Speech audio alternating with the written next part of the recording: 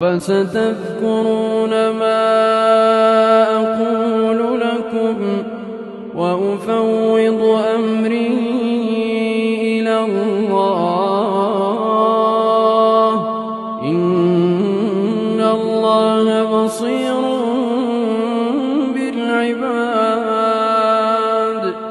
فوقاه الله سيئات ما مكروا وحاق بآل فرعون سوء العذاب.